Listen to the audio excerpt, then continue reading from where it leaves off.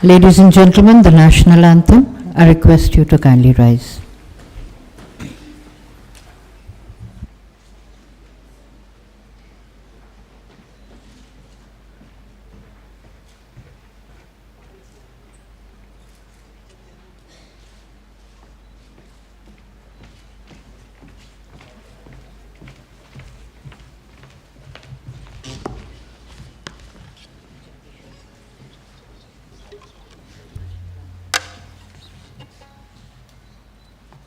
जन गण मन अधिनायक जय हे भारत भाग्य विधाता।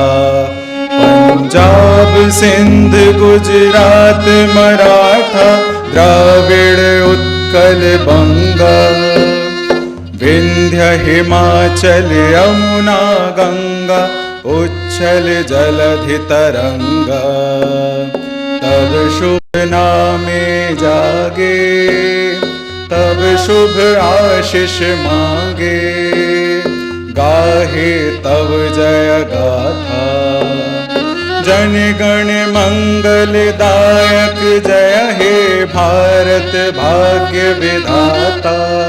जय हे जय हे जय हे जय जय जय जय हे।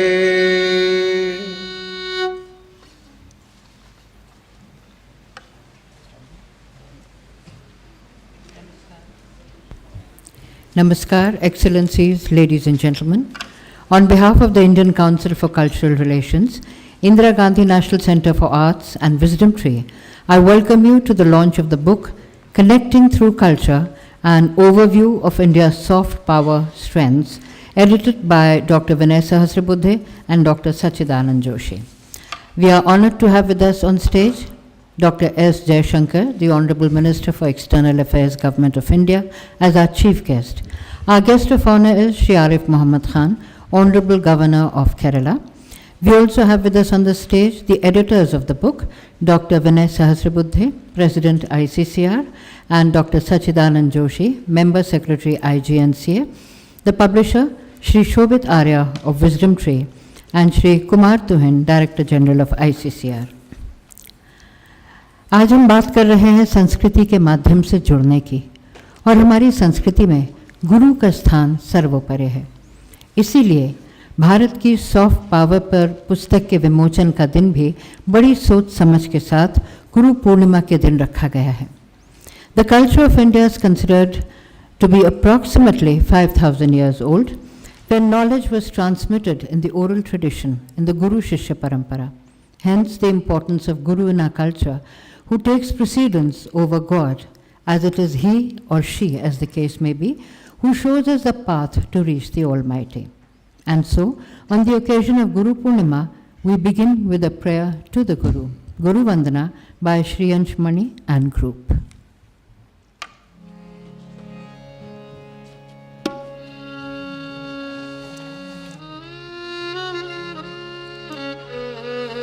गुरुर् ब्रह्मा गुरुर्विष्णु गुरुर्देवो महेश्वरा। गुरु साक्षात् परब्रह्म तस्मै श्री गुरुवे नमः। गुरुवर चरणों में दे दो ठिकाना मुझे। गुरुवर चरणों में दे दो ठिकाना। गुरुवर चरणों में दे दो ठिकाना मुझे। गुरुवर चरणों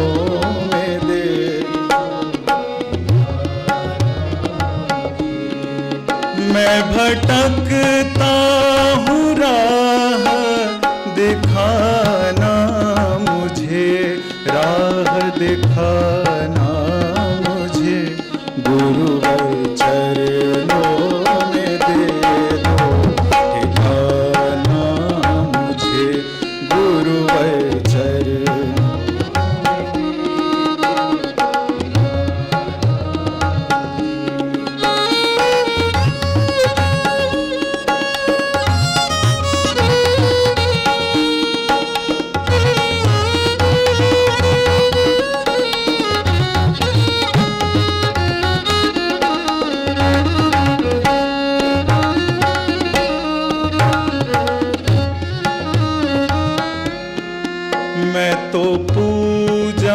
से जप तप से अनजान हूँ, मतलबी लोग से मैं परेशान हूँ।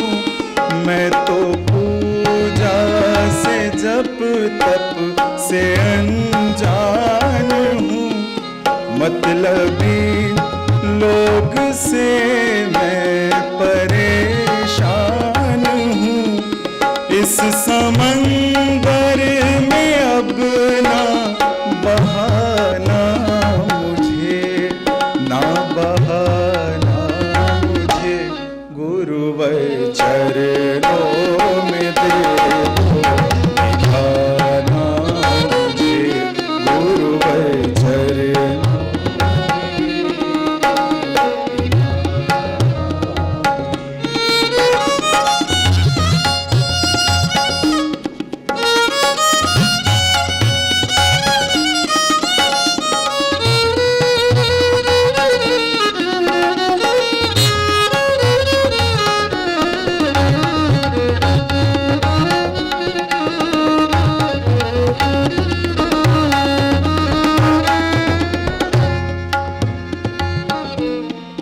ये है काजल का घर, बच के कैसे रहूं, अपनी आवाज दिल की मैं किस से कहूं।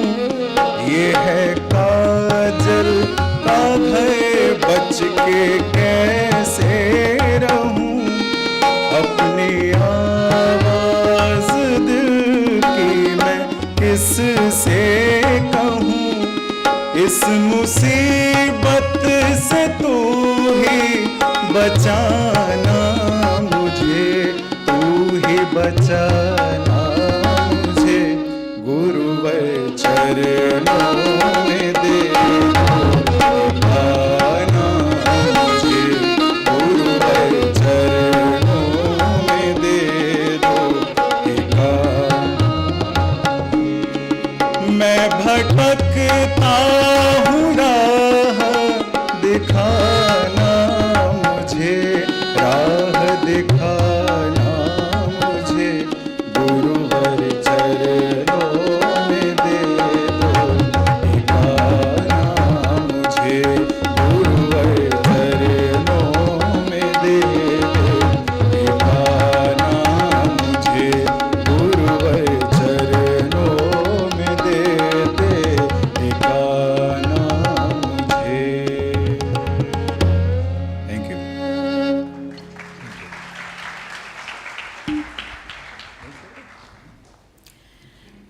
We would now like to extend a traditional welcome to our honored chief guest and the guest of honor.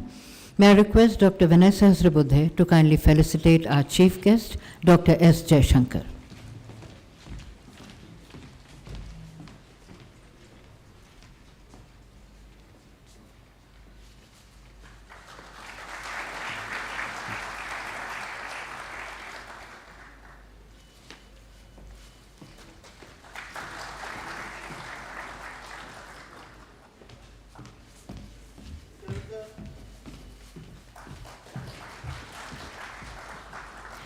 I request Dr. Sachchidanand Joshi to kindly felicitate our guest of honor, Shri Arif Mohammed Khan.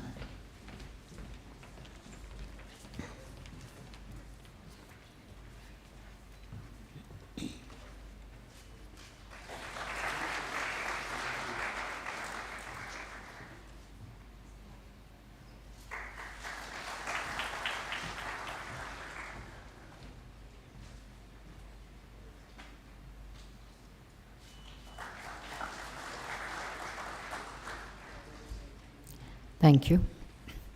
Wisdom Tree is an award-winning independent organization that publishes books which are Indian in essence and global in appeal. May I now invite the founder and publisher of Wisdom Tree, Mr. Shobit Arya, to kindly welcome our distinguished gathering.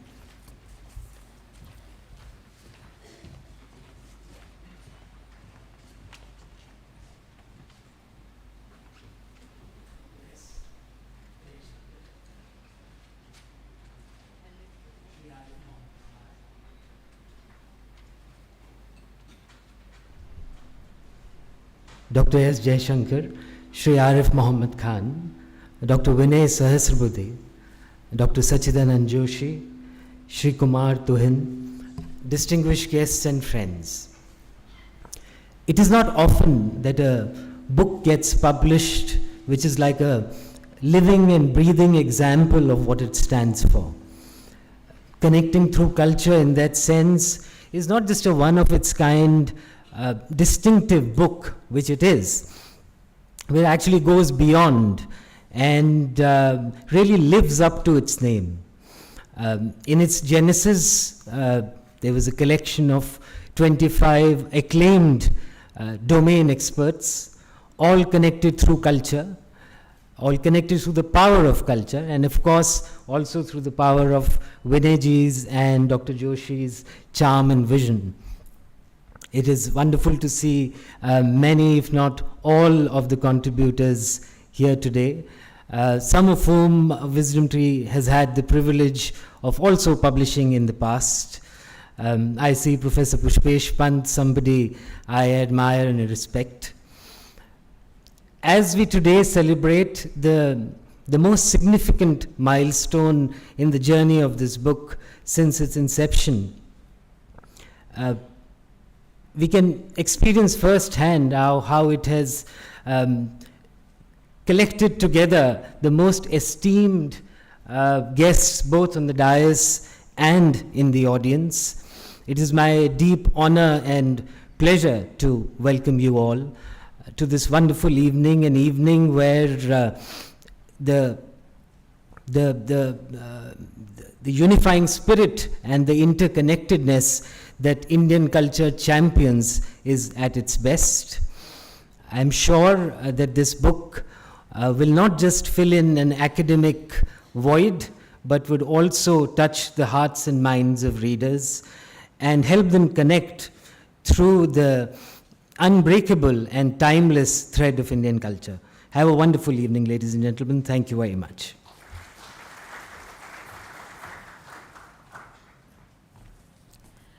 I now request the co-editor of the book, Dr. Vinay Sahasrabuddhe, President ICCR, to kindly make his remarks on the concept behind the book. Dr. Vinay Sahasrabuddhe.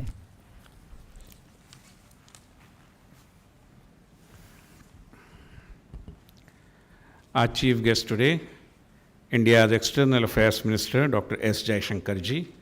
Our guest of honor, Honorable Governor of Kerala, Shri Arif Mohammed Khan Sahab. My co-editor, Dr. Sachchidanand Joshi ji. Publisher Shobit Arya, DJ ICCR, Shri Kumar Tuhin ji. Excellencies, dignitaries, many from the world of arts and culture, guests, ladies and gentlemen. प्रारंभ में ही मैं सभी को गुरु पूर्णिमा की शुभकामनाएं देता हूं, सभी गुरुओं को वंदन करता हूं। आज का दिन महात्मा गौतम बुद्ध के जीवन का भी एक महत्वपूर्ण दिवस है। आज आषाढ़ पूर्णिमा है और इसलिए गौतम बुद्ध को भी प्रणाम करते हुए मैं आगे बढ़ता हूं। Friends, world over, soft power and cultural relations are acquiring some kind of centrality in the global discourse. Culture is something that shapes soft power, and India's culture has, since times immemorial, played a key role in connecting India with the outer world. The very vibrancy and the colorfulness of Indian culture attracts the entire global community. It is thanks to this attractiveness of Indian culture, the colorfulness of Indian culture, that India and Indians have earned a huge amount of goodwill in almost every nook and corner of the globe. However, while this goodwill is extremely critical, very, very important, unless and until this goodwill is transformed into a comprehensive understanding of Indian culture with the idea of India at its center, the accrual of soft power, I'm afraid, cannot happen. It is this need for cultivating a sound understanding of Indian culture that prompted both of us, me and my co-editor, Dr. Sachchidanand Joshi, to think of an anthology on different aspects of India's soft power. As we all know, Vasudhaiva Kutumbakam, or the world as one family is the doctrinal destination of our cultural relations. And this philosophy of our culture has, to me as a student of culture, at least 4 strong pillars. They are, firstly, our spiritual democracy as enunciated in the Ekam Sat Vipra Bahuda Vadanti, which everybody knows.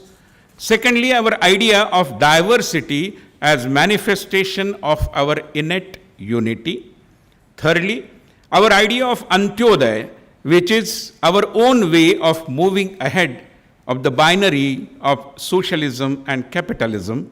And fourthly, our idea of being always grateful to Mother Nature without harboring any notion of conquering nature.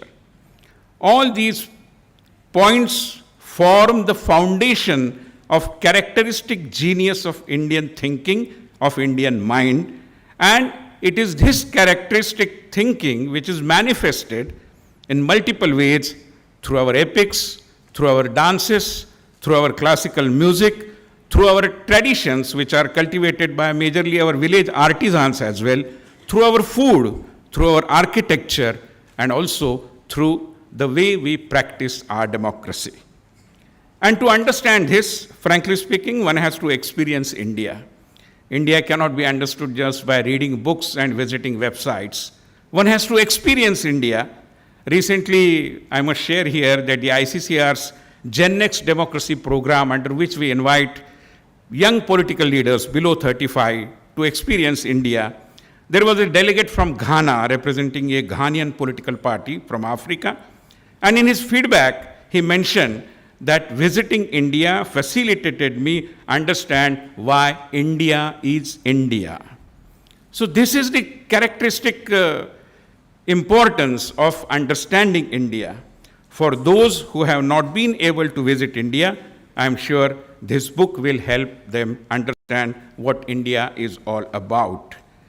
This anthology of articles, rightly named as Connecting Through Culture, an overview of India's soft power strengths, I am sure would facilitate a deeper understanding of various facets of India's soft power. There are a total of 23 chapters divided in 4 sections, like firstly, India's traditional knowledge, followed by Indian arts, then people of India, which of course is an important segment of our soft power, and finally, universal heroes produced by India. There is a long list of such universal heroes, but we have confined it to just 5, which is Gautam Buddha, Guru Nanak, then Swami Vivekananda, Rabindranath Tagore, and of course, Mahatma Gandhi. Having worked on the basic concept of the book, it was not very easy to shortlist contributors who can write articles giving an overview of a particular subject, explain its unique characteristics, and then provide a roadmap for further building upon what all that we already possess.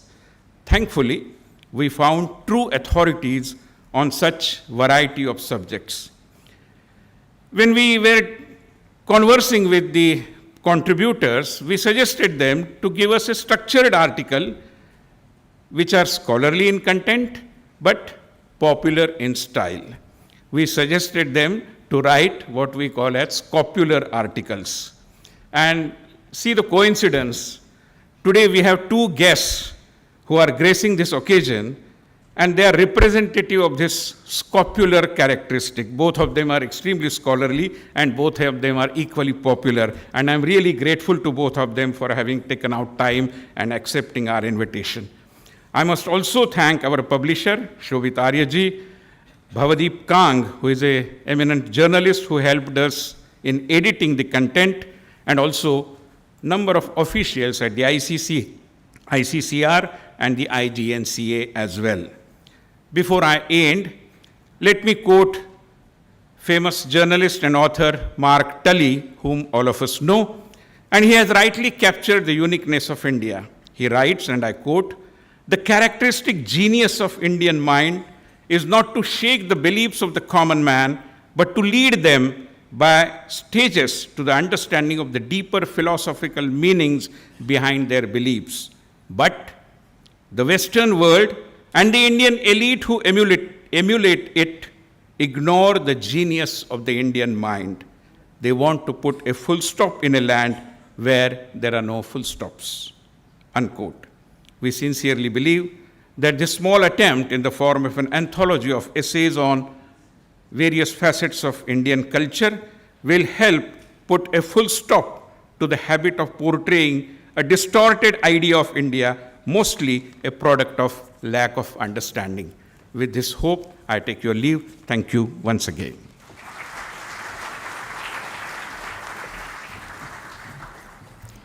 Thank you, Dr. Sahasrabuddhe.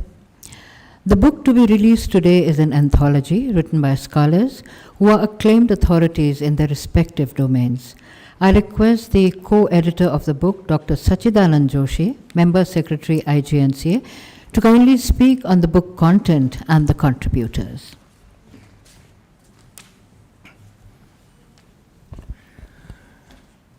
Honorable External Affairs Minister Dr. S. Jaishankar, Honorable Governor of Kerala Shri Arif Mohammed Khan, President of ICCR and co-editor of this anthology Dr. Vinay Sahasrabuddhe, DG ICCR Shri Kumar Tuhin, publisher of this book Shri Shobhit Arya, Excellencies, all contributors of this book, distinguished ladies and gentlemen. It's like a dream come true today. It has been more than 2 years when Vinayji shared this idea with me, and I was surprised and wondering, of all the persons available in the world, why he chose me to share this idea. Coincidentally, I was also thinking on the same lines, and our wavelength matched. So much so that in later course we realized that we think almost on the same lines whenever we discussed any issue related to this anthology. It was a pleasant surprise to know that even our birthdays fall on consecutive dates. But it is not an effort of both of us only. It is a team effort and a classic example of how two institutions can work together in proper harmony and coordination. IGNCA President Shri Ram Bahadur Rai always encouraged us and showed curiosity about this book. The DGs of ICCR, Shri Dinesh Patnaik and Shri Kumar Tuhin, were always very cooperative. Shri Amog Rai and Sanrachna helped us in planning the reach out of this book. When we were discussing about identifying contributors of this book, Vinayji had few names in his mind, but he gave me the tough task to identify contributors for this anthology. The task was really tough. Who should be requested? Who could always be on our request to write this book? But the predominant question was, why? We discussed for long hours and chose the contributors. Finally, we could draw a list which was a galaxy of stars and was also satisfying to our expectations. It can be contested whether they are all the best, but there is no doubt claiming that they are among the best. Another tough job was to convince them to write in a structured format. We wanted all the articles to be written afresh, and that too in a given format. But everyone agreed. As you can see, they all are a wealth of knowledge and can write volumes on the subject of their expertise. But confining them to 4,000 words, that too in a format, was something like asking Kuber to give just 1 or 2 coins from his unlimited wealth. We are happy and obliged that they not only agreed and cooperated, but also tried to understand our views like a sincere student. Nobody would believe that they corrected their drafts almost 3 to 4 times to reach to the satisfaction level. With all humility, I acknowledge their devotion and sincerity. I would like to give a very brief introduction of the respected contributors. They all are well known and really need no introduction.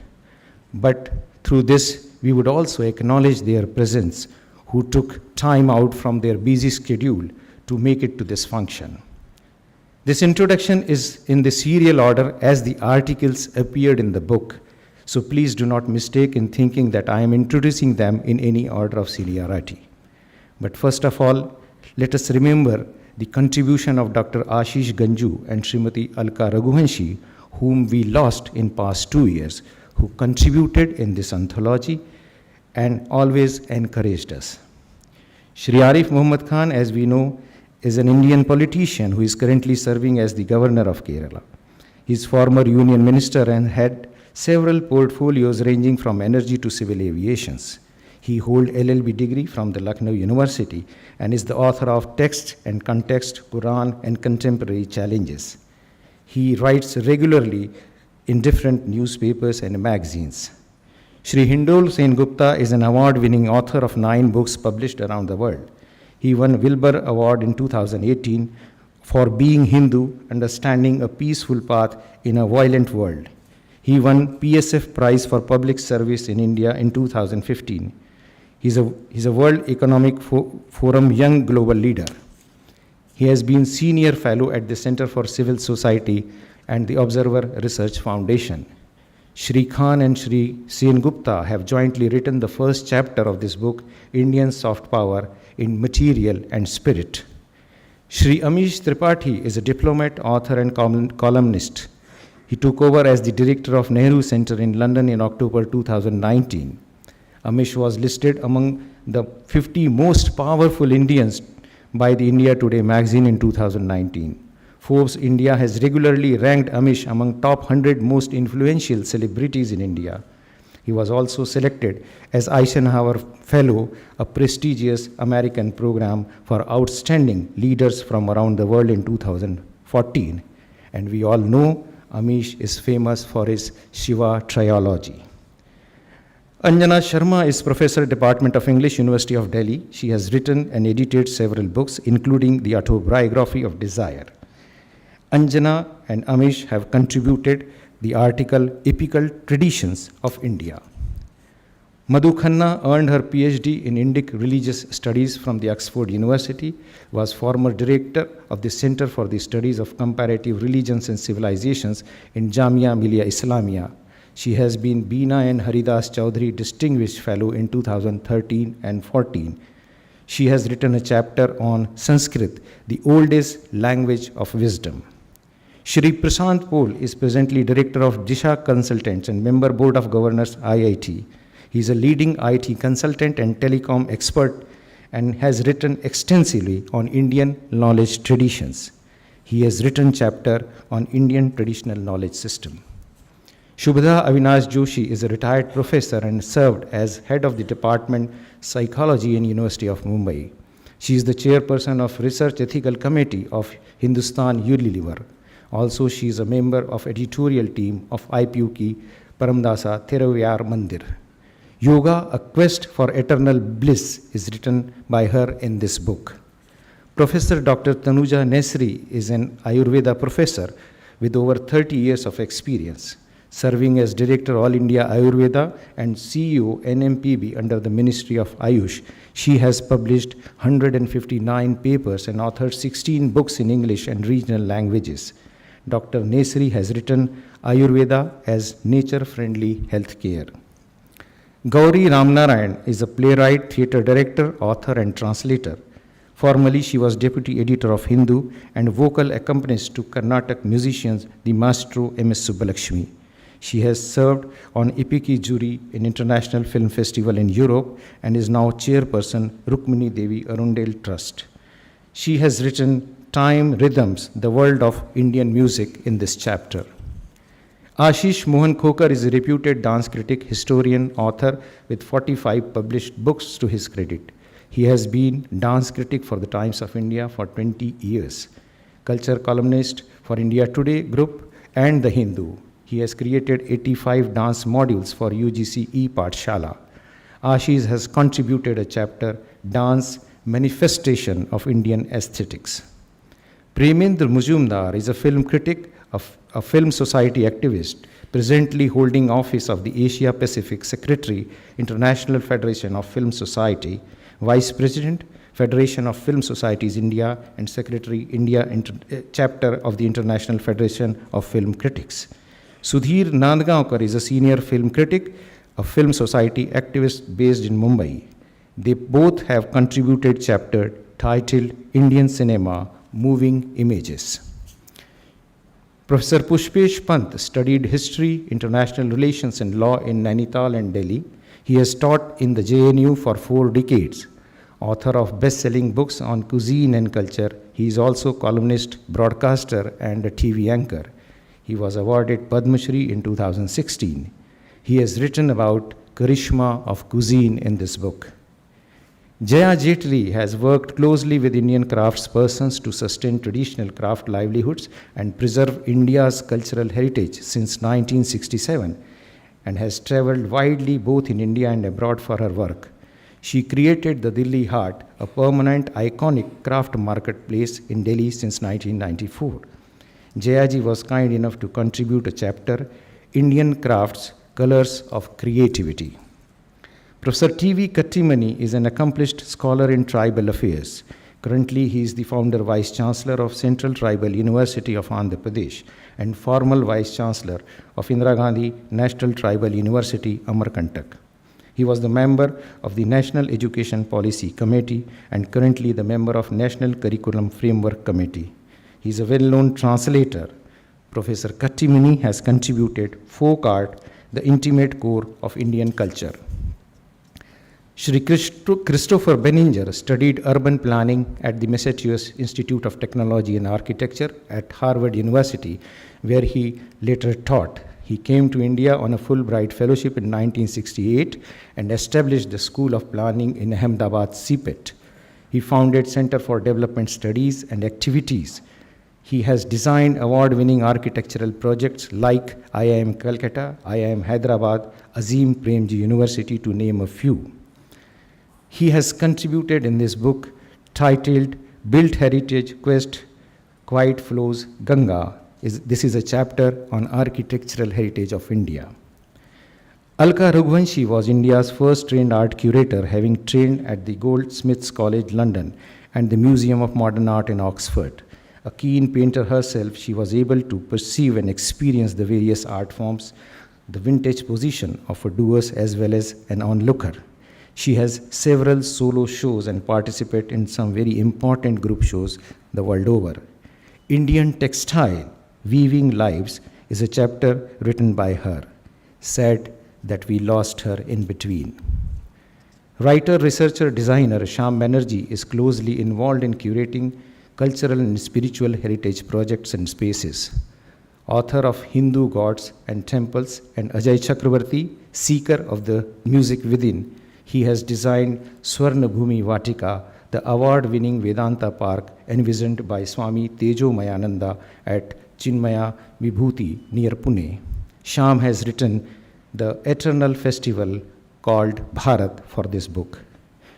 Dr. Jnaneshwar Mule was in the Indian diplomatic services from 1983 to 2019 and worked abroad in various capacities, including as ambassador. In April 2019, he was appointed as the member of the National Human Rights Commission by the President of India. He is an award-winning writer of Marathi and Hindi. He is very popularly known as the Passport Man of India. He has authored a chapter, Ambassadors of India's Goodwill on Indian Diaspora, in this book.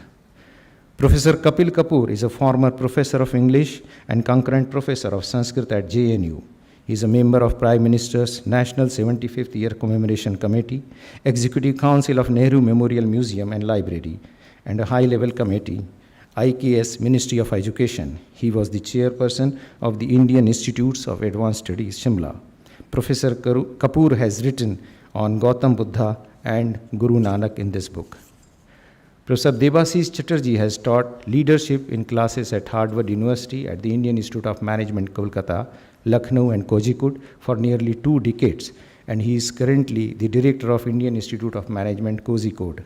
He has been awarded the prestigious Fulbright Fellowship twice for pre-doctoral and postdoctoral work at Kennedy School of Government at Harvard University. Debashish has written on Vivekananda and Rabindranath Tagore. Shri Rajiv Vora withdrew from public debate, writing and speaking in 2002 to conduct experiment in non-violence among radicalized youth in violent Naxalite insurgency areas in tribal Bihar and in Jammu and Kashmir. He converted Naxalite area commanders important radical youth leaders in Kashmir to non-violence, creating a strong constituency of non-violence by using contemporaneous meaning of Gandhi's Hind Swaraj. Shri Amrish Mishra is a Mumbai-based journalist, writer, researcher. He has written several books which were published in Marathi and Hindi and has translated literary works of Gujarat into Marathi. Shri Rajiv Vora and Shri Amrish Mishra have jointly written the chapter on Mahatma Gandhi, the Unifier. I must acknowledge with thanks Professor Lokesh Chandra and Professor Dinesh Singh for writing the blurb of this book. Dr. Vinay Sahasrabuddhe has contributed a chapter in this book titled Democracy, the DNA of India. I have also contributed a chapter titled Vasudhaiv Kutumbakam, India's Worldview. Since enough is being said about us, I am not giving our biodata here. But I take this opportunity to mention two very important persons who contributed a lot in making this happen, but their names are not there in the list of contributors. Without their support, this anthology would not have been possible. Srimati Vinay Sahasrabuddhe and Srimati Malvika Joshi. As you see, they are all big names of high esteems like Governor, Member of Human Rights Commission, directors of various institutions, eminent professionals, learned scholars. But I must place it on record that all of them cooperated and joined our meeting physically and virtually as and when they were convened. We were unable to meet them physically because of the COVID, but they joined online meetings virtually quite often. It was a mission for all of us to give shape to this historical work, and everybody equally owned this mission. As Rumi said, it is not a drop in the ocean, but an entire ocean in a drop. It is not an effort to define or redefine India, but it is an effort to emphatically proclaim what Bharat is. Today is Guru Purnima, and this is our humble tribute to the Vishwa Guru Bharat. As in Vishnu Puran, it is said, Gayanti Deva Kila Gitakani Dhyanastute Bharat Bhumi Bhage. That means even gods think that those are blessed who take birth on this land of Bharat. It is the time to tell this glory of Bharat to the entire world, and connecting through culture is a humble effort in it. Thank you very much.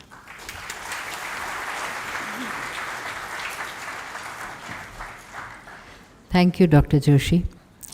I now request our chief guest, Dr. S. Jaishankar, and our guest of honor, Shri Arif Mohammed Khan, to kindly release the book Connecting Through Culture, an overview of India's soft power strengths, edited by Dr. Vinay Sahasrabuddhe and Dr. Sachchidanand Joshi, and published by Mr. Shobit Arya of Wisdom Tree.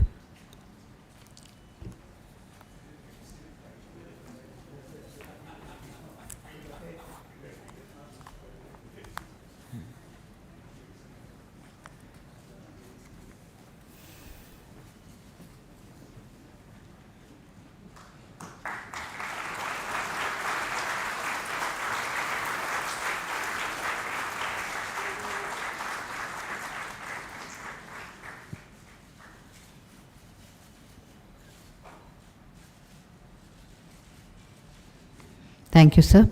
I now request our Honorable Chief Guest, Union Minister for External Affairs, Government of India, Dr. S. Jaishankar, to kindly address the gathering.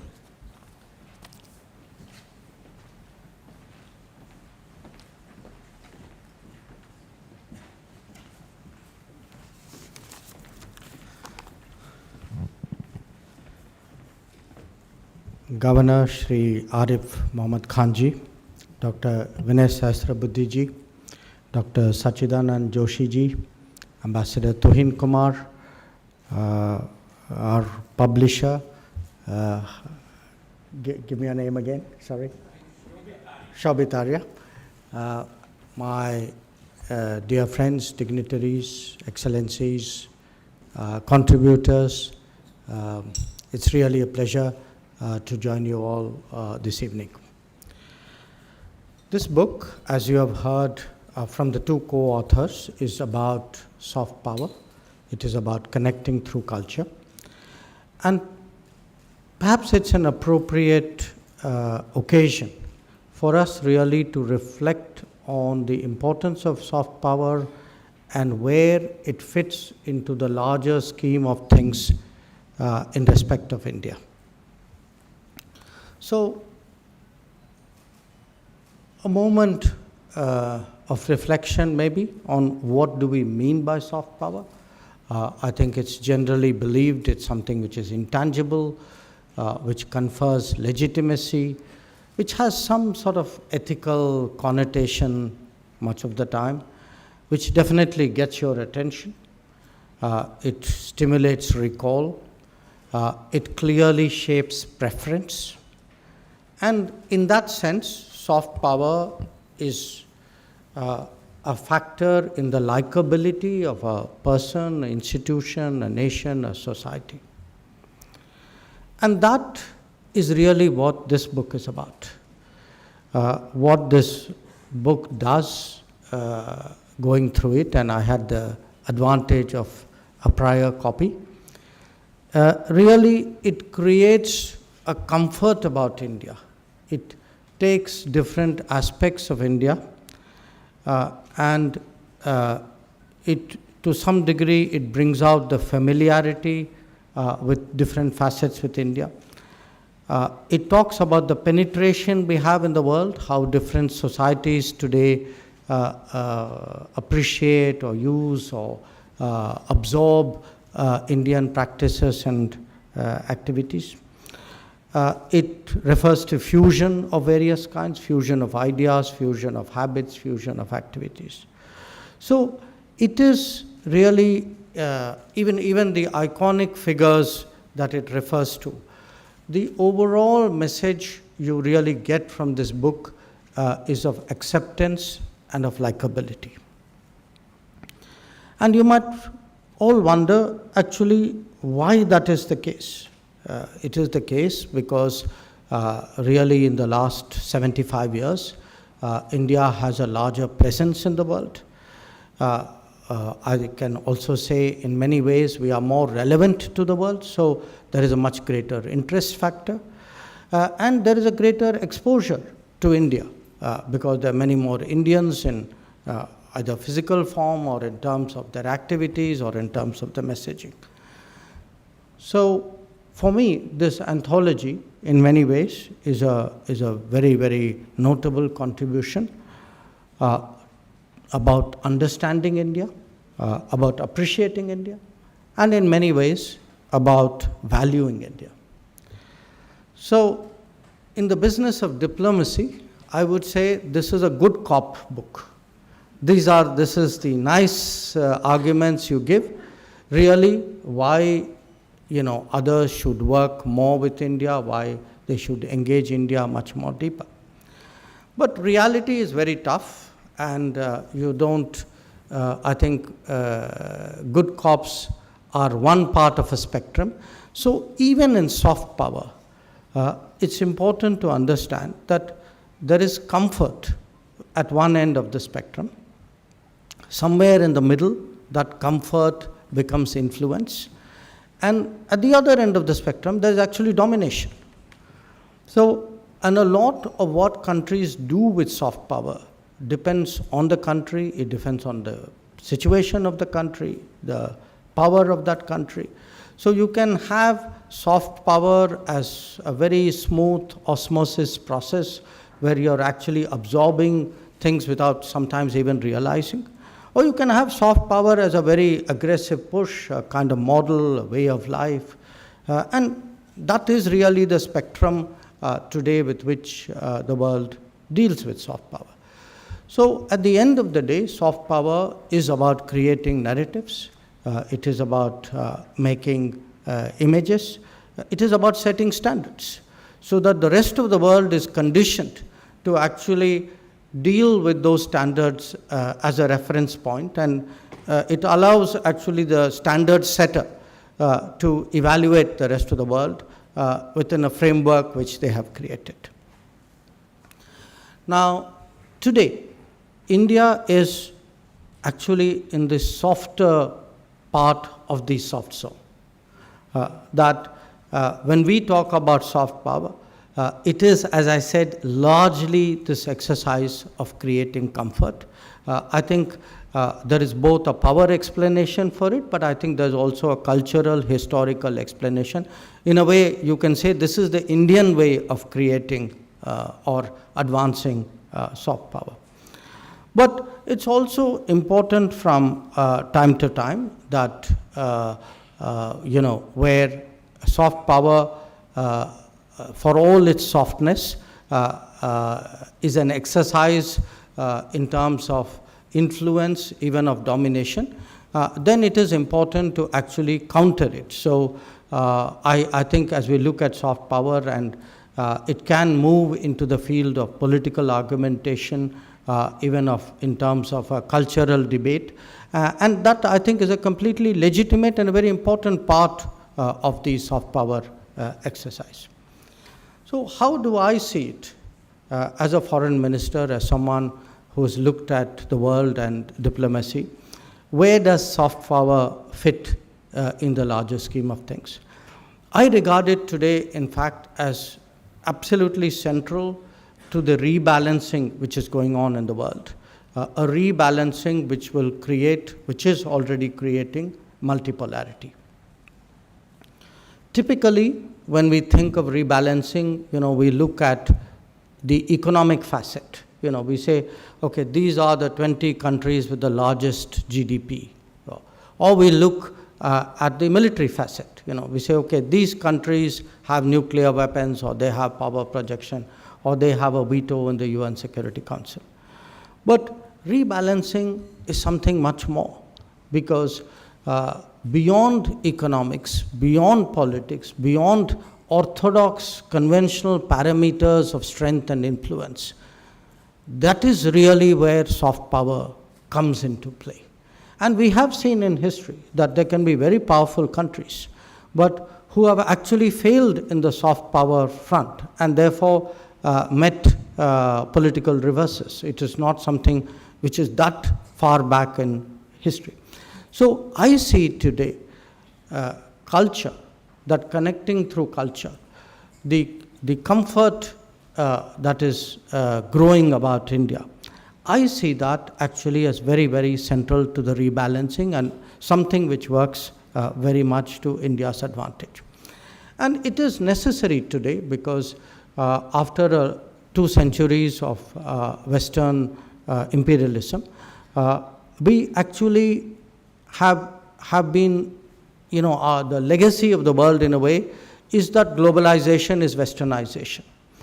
And this rebalancing today is a huge historical corrective process which is in the making. It is enabling us to revisit many of the compromises and the balances that societies struck among themselves in the last 200 years. And it is both a reflection of new power distribution. It is also, in a way, a driver of new power equations. So I see, for me today, soft power connecting through cultures as having a very vital place in the implementation of diplomacy. Now, the reality of this world we live in today is that for all the nice talk, hegemonism still lives. Hegemonism is smarter, it is newer, but it is still as real as it used to be. It may be less effective, there may be more centers, but the fact is, today a large part of soft power is this setting of norms, standards, rules, even political rules. I mean, you have debates where some institution, some publication, sometimes some government will say that, if I were to take one obvious example, somebody would say, there is my version of democracy, and by the way, I feel you are short on 5 counts. So this willingness, this desire, this actually clever tactic of passing judgments on others, by using a frame of reference and a culture and a specificity, and trying to make that universal, that is an enormous exercise of soft power if you can actually carry it out credibly.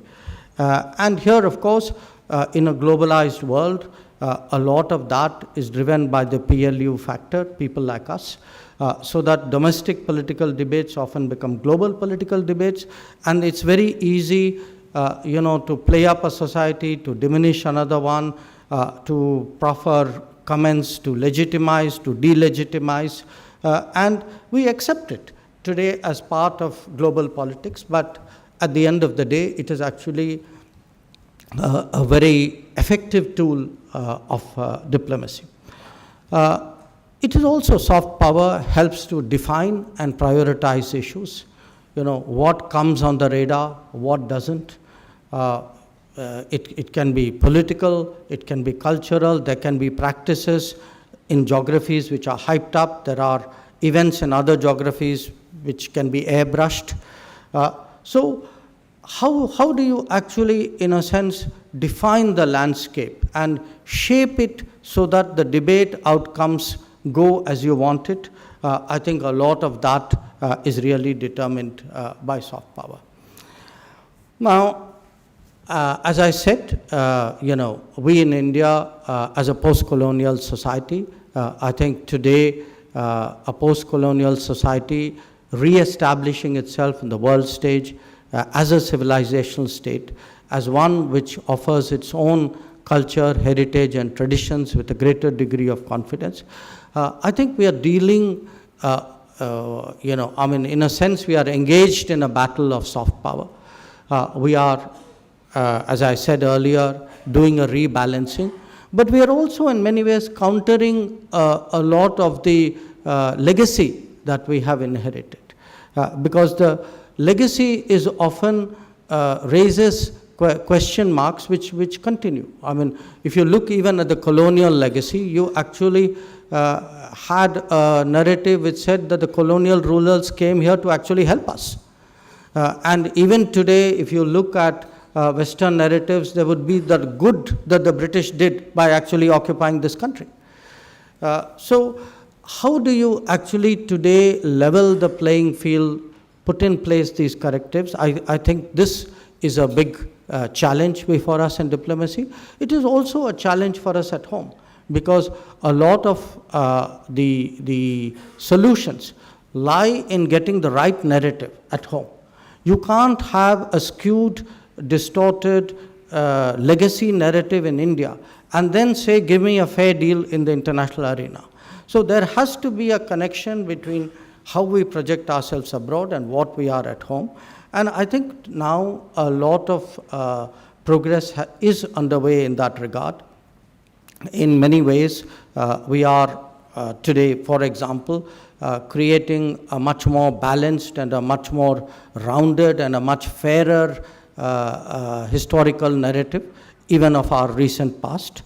We are bringing in cultures and traditions and practices which previously a very narrowly defined mainstream may not have given it the right amount of play. I think there is a realization today that our culture, traditions, and heritage, there is an interplay between how they are projected in the world and how they are practiced at home. And this exercise, I would say, the cultural rebalancing at home, the cultural rebalancing abroad, I think this is part really of the long strategic game that is going on in international relations. So where are we today? How do we, how would I define myself in terms of soft power? I would certainly say that we can, with a great deal of credibility and authenticity, stress our democracy and pluralism, which is reflected, in fact, in Dr. Sahasrabuddhe's chapter in the book. We can emphasize our return to the world stage as a civilizational state with a particularly rich culture. We are a faith-respecting society. We are a rule-abiding polity. That too counts a lot. We have a work ethic which is particularly responsible for the reason why our diaspora has so smoothly settle down in different parts of the world and relates to local societies. We are increasingly perceived as a tech-friendly society. And in many ways, it's not just what we have accomplished. I think the generosity of India has also come through in different ways. I think Vaccine Maitri has been a very strong statement.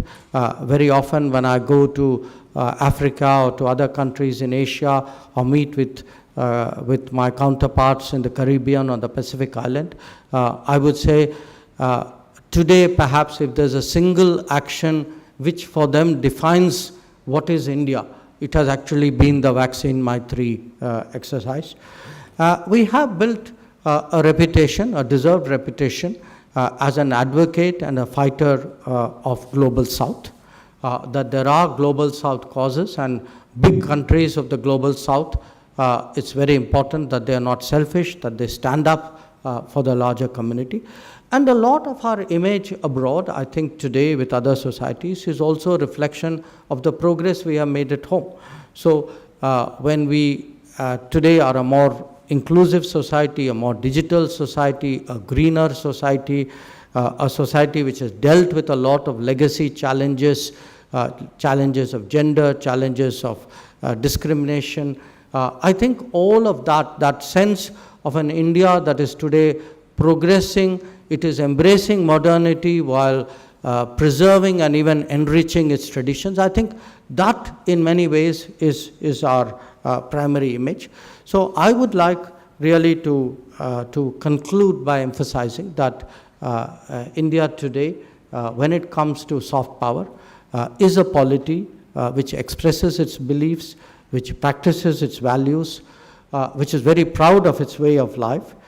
We obviously would not allow it to be diminished or denigrated in any way. We believe that we enrich the world more by example than by aggressive advocacy. So in that sense, I would say soft power, effective soft power is best preached and practiced through the middle path.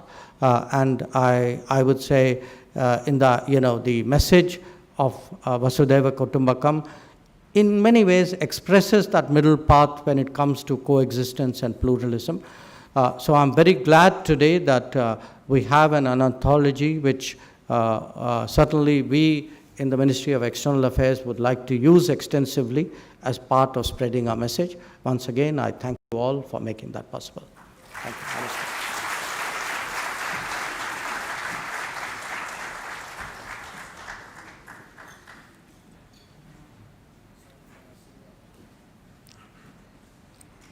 Thank you, sir, for your address.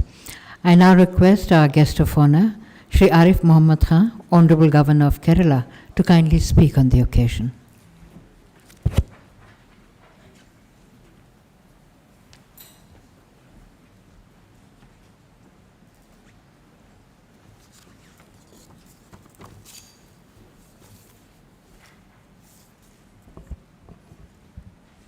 Thank you very much.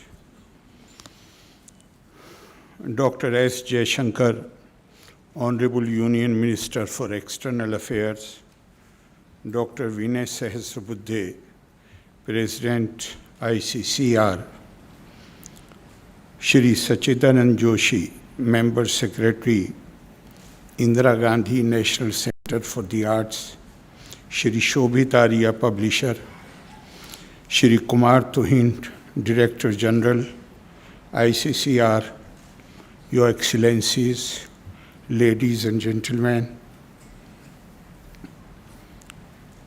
it is a pleasure to participate in this event organized to release the book Connecting Through Culture, an overview of India's soft power, edited jointly by Shri Vinay Sahasrabuddhe and Shri Sachchidanand Joshi, which is the first of its kind anthology of essays on India's soft power. The book discusses in detail different aspects of country's soft power strength, The book, I hope, shall initiate a nationwide, or one should hope global discussion on India's soft power. My congratulations to Shri Vinay Sahasrabuddhe and Shri Sachchidanand Joshi for their remarkable work. Soft power is a term of recent coinage, but the concept is not new to India. Rather, it is deeply rooted in Indian cultural and civilizational ideals and ethos. It has been said, and said not recently, few thousand years back, Bharatasya Pirtishthe Due, Sanskritam Sanskriti Tatha. India's prestige or India's power depends on two factors, and they are Sanskrit language and Sanskriti, that is the culture of India. Then further it has been asserted that Indian culture is totally dependent on Sanskrit language. Sanskriti, Sanskritashrita. So India has attached always, in fact, it has been asserted by very well-known people that Indian society has never viewed the kings and generals as their ideal or models. The Indian society has always viewed thought leaders who were known as rishis, our sages, and even those who wielded power, they walked to their ashrams in the forest to seek their guidance. This is the foundational virtue of Indian culture, and we are talking about connecting through culture. And here I would like to refer to what Gurudev Rabindranath Tagore, whose name figures among 5 persons who have been described as our, what term you have used? Iconic figures. He said, I love India, not because I cultivate the idolatry of geography, not because I have had the chance to be born in her soil, but because she has saved through tumultuous times the living words which issued from the illuminated consciousness of her children. Satyam Jnanam Anantam Brahma Shantam Shivam Advaitam. It was he only who has said, and which explains beautifully and powerfully the genius of India. He said, India cannot attain true independence unless it is recognized that her foundation is in mind, which, with its diverse powers and confidence in those powers, goes on all the time, creating Swaraj for itself. Swaraj means an order, political, social, economic order, which is totally committed to the public welfare, particularly to the last man, as described by Mahatma Gandhi.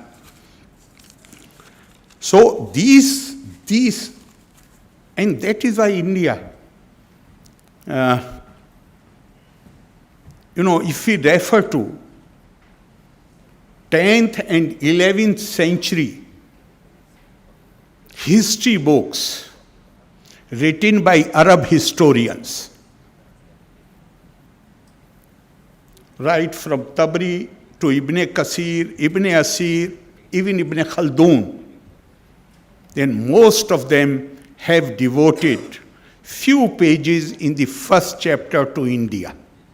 And the basis, I will come to the basis later, what they have said is that the whole world, there are 5 dominant civilizations or cultures. All other countries are member of this camp or that camp. The Persian civilization is known for its splendor. The Chinese civilization is known for its craftsmanship and obedience to law. Romans for their beauty and chivalry. Turks for their bravery. And finally they say Indian civilization is one which is known for promotion of knowledge and wisdom. And possibly that I consider is the foundational virtue of Indian culture and civilization. And possibly the basis for this assessment is a prophetic saying, Ajidu rihal ilmi min biladil Hind. I am feeling the cool breeze of knowledge coming from the land of India. So what distinguishes India is not its military strength or any other aggressive power. India has always been, even today we are talking about India aspiring for the role of Vishwa Guru. What is Vishwa Guru? Vishwa Guru is not a title, is not a position, it is a role. And we feel that this role has been performed by India in the past. And now we are aspiring that we are able to revive that kind of situation. What is Vishwa Guru? The Indian sages have clearly spelled it out. They say, Etad desha parshu tasya sakashad agraj anmana swam charitram shikcheran prithviyam sarvam anava. A long time back, our sages had envisaged that India should have the knowledge power which is able to attract people from all over the world not to study Indian culture and civilization. But we should have the kind of teachers who are proficient, who have deep grip on other cultures, and people from other countries to know about their own culture, to study about their own civilizational value. They travel to India. That can happen only when that kind of teachers are available, and that kind of teachers were available in Nalanda. There are so many historical accounts. In Takshila, in the old universities, which during the course of time, because of many other factors, they were destroyed. So what Indian culture basically... Sir, when kitna time is basically, because this was the culture of knowledge and wisdom, promoted knowledge and wisdom. Therefore, peace is needed. There is need to eliminate any chances of conflict. Therefore, India made, at the beginning of its civilizational journey, India made a proclamation of universal, eternal truth. Ekam sad vipra bahuda vadanti. The truth is one, but it is perceived as many. India always believed that all people should not be confined to one single interpretation of reality. And therefore we accepted diversity. To us, since ancient times, diversity implied acceptance and coexistence, not tolerance. Acceptance and respect for a tradition to which we do not belong. Acceptance and tolerance. And Swami Vivekananda goes to the extent of saying that when somebody, he said, we do not tolerate, you tolerate the antics of a child. We accept and respect every tradition. And he says when somebody talks of tolerance, it sounds like blasphemy to me. I have no right to tolerate anybody. Whatever path one chooses, I am duty bound to accept it and respect it. So when diversity has been attached so much significance and importance in Indian tradition, the human society also needs unity. We have praised, in fact, we have recognized that diversity is not something which basically it came, the discovery by our sages as the law of nature. Human beings are bound to differ. They are bound to have different thinking, different mindset, different attitude, and that must be respected. So, but unity is also the need of the human society to how to create unity, sense of unity and fraternity in the society. Then the Indian sages, what they did was that they did not use either race or language or even religious faith as the basis for unity. Because if you accept race or language or religious faith, then many people are excluded. Therefore, they decided or they made Atma, the soul of man, as the single basis for creating unity. Aham Brahmasmi, the God in the form of the soul, dwells in me. Same God in the form of soul dwells in you. That must create a sense of unity among us. And this interconnectedness through soul, Atma, should give rise to the feeling of fraternity. That was the basis which Indian sages used to create. In fact, that is why it came to be described as a universal vision. Because Indian culture does not view a person in terms of the variable and alienable characteristics which are associated with the birth, color of the skin, what language you speak, how you worship your God, you believe or you do not believe.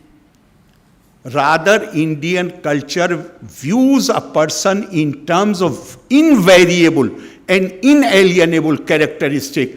That is the Atma, which dwells, the innate divinity of the man, the divine potential of the man, about which Swami Vivekananda said that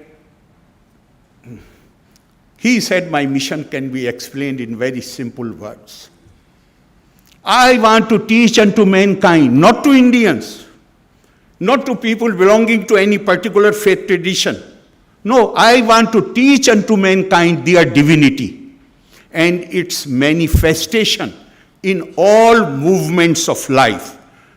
And in fact, again, something comes to my mind that Gurudev Rabindranath Tagore, when he was awarded Nobel Prize, in his acceptance speech, he referred to the Upanishadic idea of oneness of being. Wahdatul Wujud, where he referred to these two Upanishad lines from the Upanishad, Yastu Sarvani Bhutani Atmanye Vanu Pashyati. Sarvabhuteshu chatmanam tato na viju guptase. One who perceives his own self in all beings and all beings in his own self, he is left with no room, no scope for nursing aversion or separateness from anybody. The pain of the other becomes his own pain. The problems of the other become his own problems. That is the cultural heritage of India. That is what India stands for. And that is why Indian thought emphasizes that the human body must be considered as the temple of God.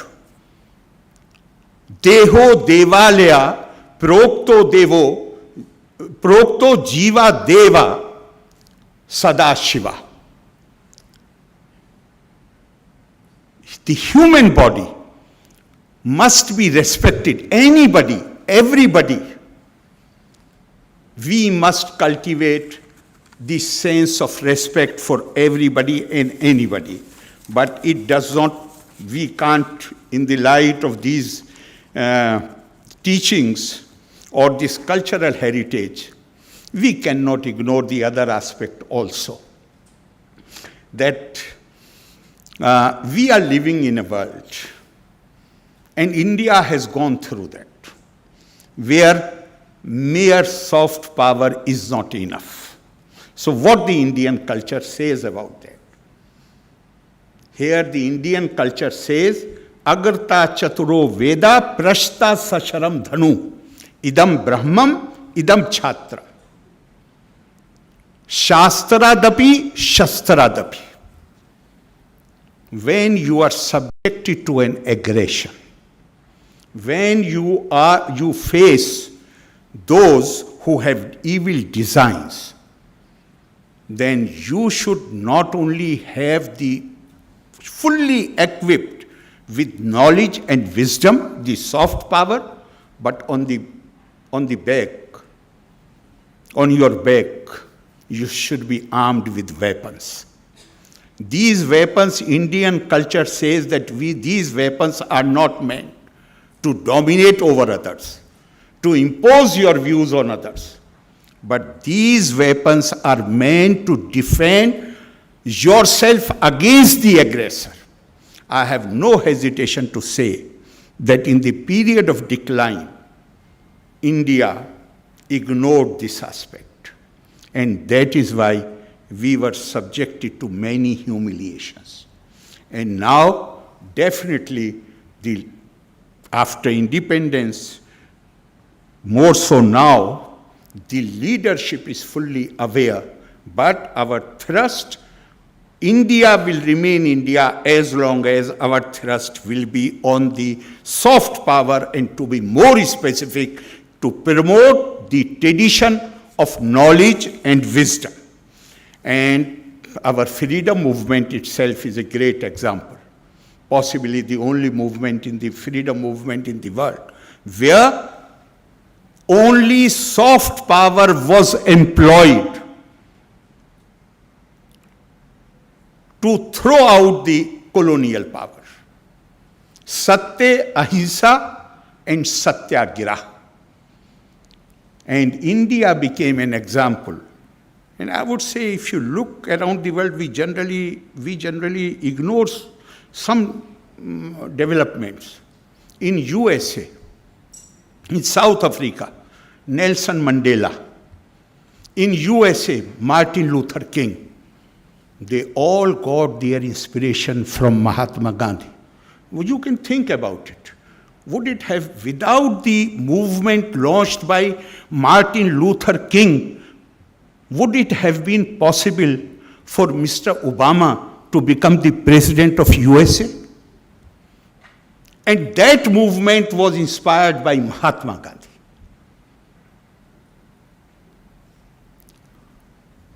First time when I went to Indonesia, outside the palace, Indonesia, everybody knows, is a Muslim country, overwhelmingly Muslim country. Outside the palace, there is a huge statue of Krishna Arjun Samvad outside the presidential palace, like our India Gate lawns. So our ambassador in Indonesia told me, he said, ask any Indonesian, what is this? He will say Krishna Arjun Samvad. Then tell them,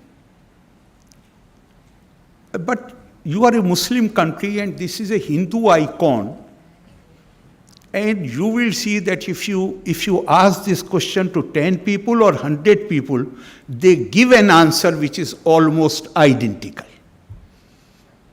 On the suggestion of our ambassador, I asked this question we were strolling there, and I asked this question, and everybody said, yes, of course, Islam is our religion and this is our culture.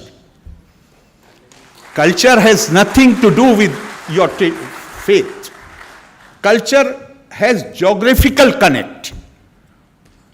And to give you a more interesting example, I think I have already taken more time than allotted, so I will conclude with this, that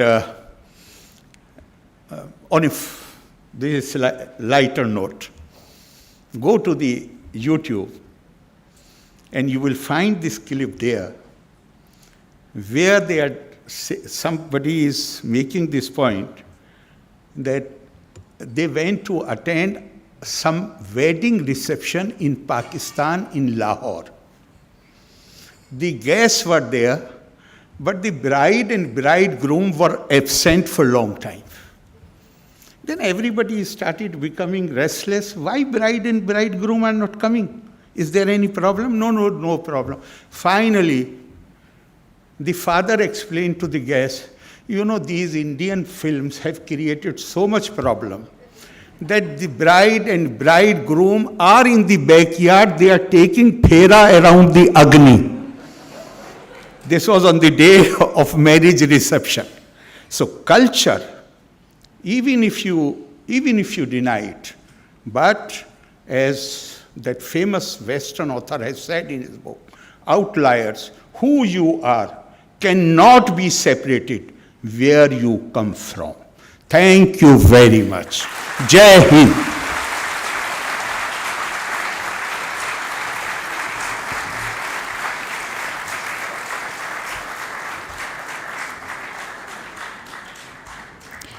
Thank you, sir, for sharing your views with us.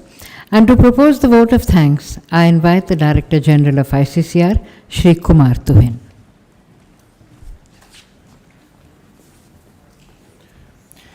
As we come to the end of this event for release of the book Connecting Through Culture, I have the pleasant task to give vote of thanks. To begin with, I would like to convey our gratitude to Dr. S. Jaishankar, Honorable External Affairs Minister of India, for taking time out of his hectic schedule and for gracing today's event and for addressing us. In his remarks, he spoke to us about the importance of soft power and where it fits in the overall scheme of things, and provided us guidance on the role that soft power, which is the good cop, in the good cop, bad cop equation of soft power and hard power, it can play in further enhancing India's impact globally and in implementation of our diplomacy. Thank you, sir. Our deep gratitude to Shri Arif Mohammed Khan Sahab, Honorable Governor of Kerala, for gracing today's event and for his insightful remarks on what India is and on what foundational virtues of our nation are. The chapter that he authored in the book entitled Indian Soft Power in Material and Spirit, which is the very first chapter, sets the context in which the important topic of soft power is addressed. I extend my sincere thanks and gratitude to President ICCR, Dr. Vinay Sahasrabuddhe, who has been the driving force behind this project. At each stage, especially where more clarity was required or certain issues were to be sorted out, he has given us the requisite guidance to continue moving. Together with Dr. Joshi, he has jointly edited the book and has given it the form and quality that we see today. The book, which provides an overview of India's soft power strength, is a joint project of ICCR and IGNCA, and a lot of work has gone into making this book a reality. I convey my sincere thanks to Dr. Sachchidanand Joshi, Member Secretary of IGNCA, for his support and for all what he has done, and again, using his own words, making a dream which ICCR and IGNCA we dreamt together into a reality. Right from the ideation stage to the final publication stage, IGNCA has been an extremely valued partner of ICCR.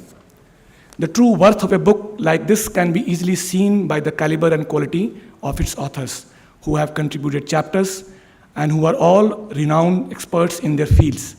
I express my sincere appreciation and thanks to each one of them, even if in the interest of time, I am not individually naming them and their contribution again, as it has already been done earlier by Dr. Joshi.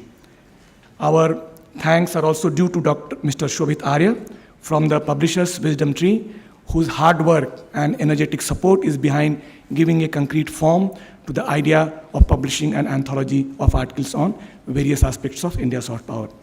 In the end, our thanks to the ambassadors and members of the diplomatic corps and all our distinguished guests present today, and to all those countless officials and persons, including in the ICCR and IGNCA, who were involved in making this project a reality.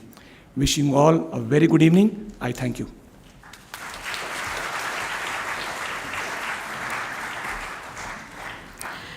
Ladies and gentlemen, we take great pleasure in informing you that we have a sale counter outside where you can buy the book at concessional rates.